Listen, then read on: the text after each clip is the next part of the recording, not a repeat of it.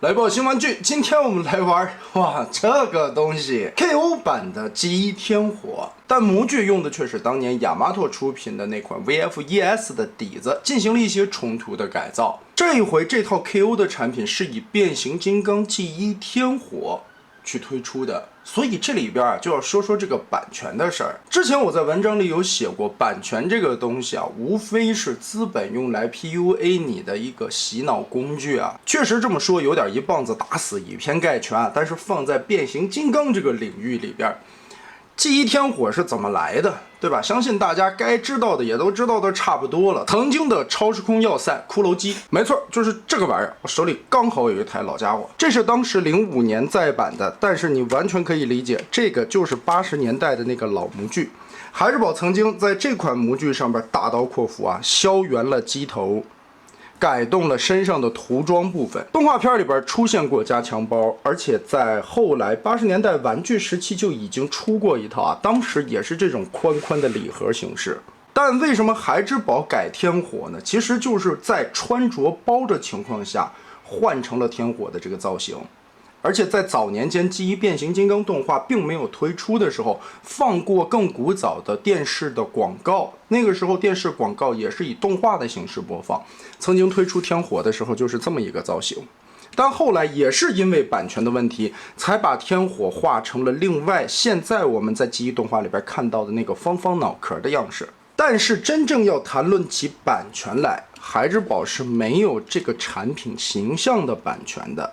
他当时合作的 Takatoko 公司是有这个玩具的生产版权，他通过别的手段买回来了这个玩具的制作版权之后，改了一个形象，变成了自己的天火。所以版权这个东西你放在各个行业各个领域里边，可能我觉得我当时说的话有些不太合适，但是你把它放在变形金刚，放在孩之宝，懂的都懂，上梁不正下梁歪，就是这么个意思这个之前在样板阶段的时候咱们玩过，这一回是大货的包装，我拿到了以后还挺惊讶的。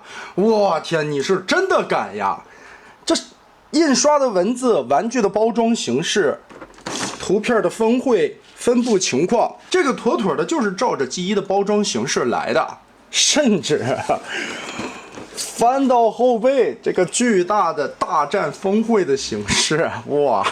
你是真的敢呀！大胆！像这种纯盗版 KO， 它是不跟你讲那么多道理的。更何况这回里边还会带这么长的一个方条子，这个条子倒是挺好后边背板的那个挂卡在包装箱里边正好卡在那个边缘，你的背板挂卡甚至能保存好。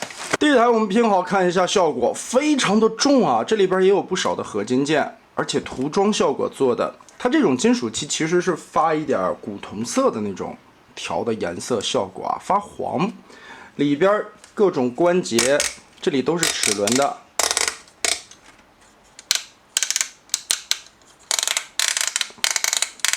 非常清脆舒服所以你的飞机随便怎么摆都没问题。哇，这个地台很好支架很不错的。哇，这套东西拆出来还是挺多的桌面上甚至有点摆不下。地台本体的飞机安装的配件包以及配件包的透明盖子、支撑架子这些手型，还有全套的导弹和升级的座椅填补肉的零件。制品方面，一张红色的透明卡，盒子上边的那个线条G1时代玩的噱头梗，竟然还有人物卡，哇！是那么回事这个卡的大小其实跟 MP 的那个卡尺寸是差不多的，同样也是纸板材质。说明书甚至做成了仿G1玩具的那种拉页式，所以你说这就是个事儿。你说它是个 KO 吧，它 K 的是玩设的东西，然后涂的是一个G1天火的颜色，包装形式呢又做的是仿G1玩具风格，就做的太像那么回事了。所有的配件还带得很齐全。我们来看玩具的实物。之前其实在样板阶段的时候我就说这个东西的涂装你做的是挺细了，但是有一点不伦不类。你既然是要做天火，为什么会加统合军的 logo 呢？你印个汽车人标嘛，对吧？而且这统合军缩写了，这些标志了派系的都有，所以这个东西总觉得很怪起落架收纳，叠起来。而且根部这里起落架的支架都是合金的棍子啊。该说不说啊，老怀社的这个模具虽然说已经有很多年头了，但这个设计其实是很经典的。驾驶舱可以打开，里边有座位的刻画。驾驶员这回用了一个纯透明的材质啊，这个材质韧性还可以，捏着能屈一点点啊。这不像当时，毕竟它是天火嘛。但看这个头盔的样式啊，应该是一条灰。所以我们把它放在驾驶舱，盖盖。驾驶舱侧面的边缘这里，涂装细节做的还可以啊，小文字印刷的还是很清晰的。不过大货涂装的印刷工艺还可以啊，目前没变形。玩 Macross 系列的朋友们，这台飞机已经完全不陌生了，所以讲的多了都是废话。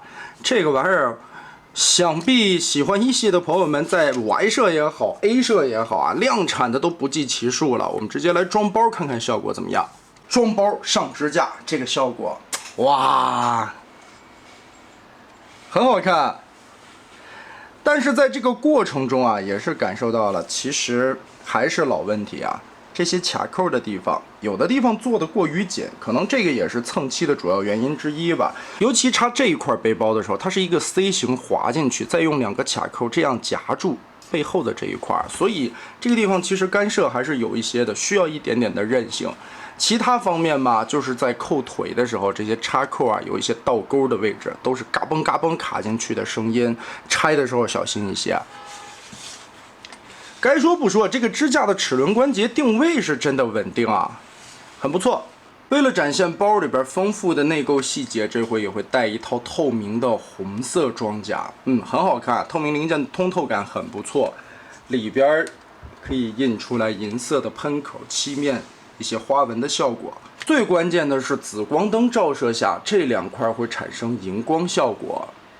区别在哪儿呢？后边这里也是透明件，腿甲和后边的这一块就没有，就前边的这2个头。紫灯一照，哇，这个亮度非常好看。另外再说一个老问题，在这一块装甲安装的时候也是很惊悚的，可以看到这里是2个外扩的漆形钩，而且这个钩子还是挺薄的，装的时候和拆的时候都挺困难的，有一些惊悚，小心一些啊，慢慢来。先把一边扣上去，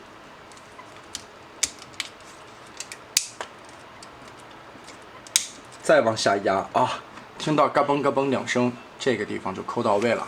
此外还有一个让人觉得很惋惜的点，因为这一回做的是极的天火，所以超时空要塞最终决战的这根背炮这回里边是不带的。为了省事儿啊，我就带包变了。先把腿部和后边这里连接的插扣打开。如果你是裸机形态下，这个扣子是扣在腿上的，装包的情况下就插在包上了。往前折叠，脚踝拉长，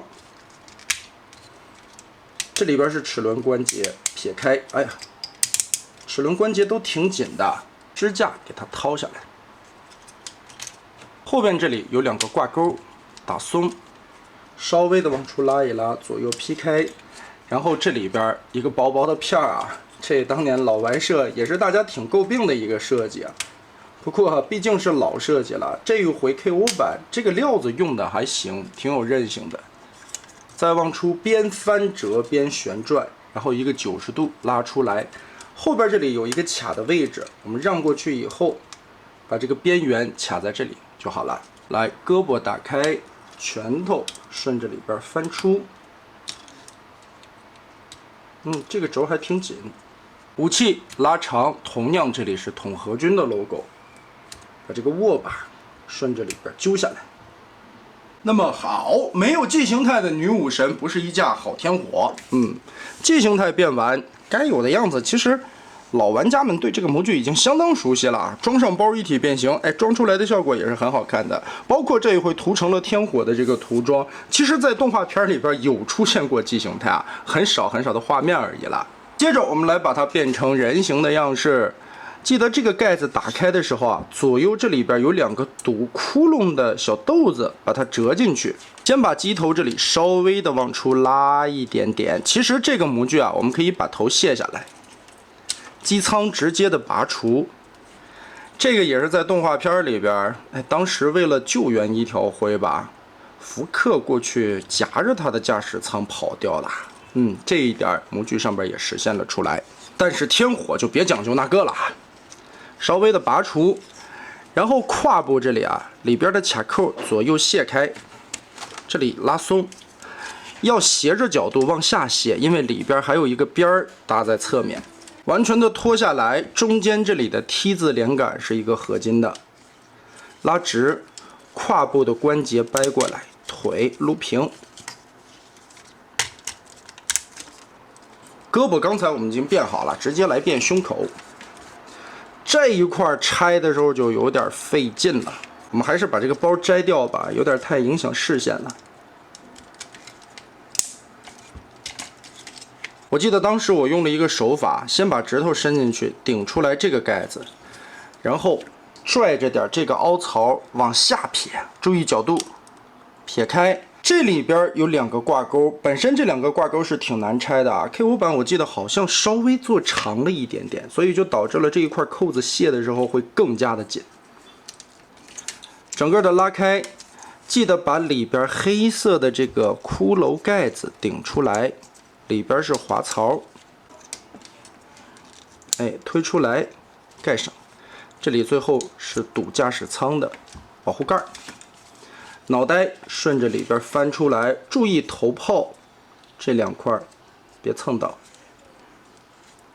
这个时候往下折叠，机头的滑槽推到底儿，全部让过去，驾驶舱完全保护起来。顺着这个位置看。T 字杆完全的咬进去，然后再拿这个盖子进行2次锁定。脚踝关节齿轮扭正，往回压一点点，G 形态往出拉，人形其实是处在一个中档的位置。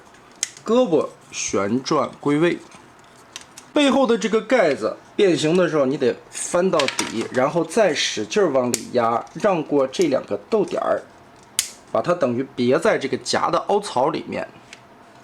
这个时候，其实我们就可以上那些备用的零件了，进行内部贯通光的一个读孔操作。这里边有一个桩子啊，用这个 C 型夹扣把它夹住，顺着这个造型卡上去就好了。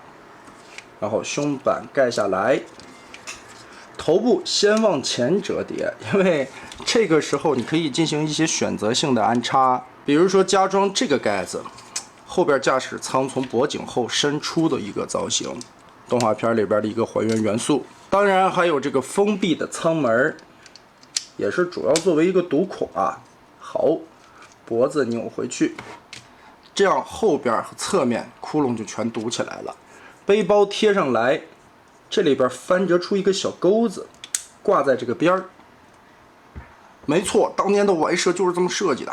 这个时候咱们再把它的包插上去。C 型顺着这底下，一定要插到背包的最下面，夹住，然后再用这2个扣子跟小背包的这2块夹上，结合。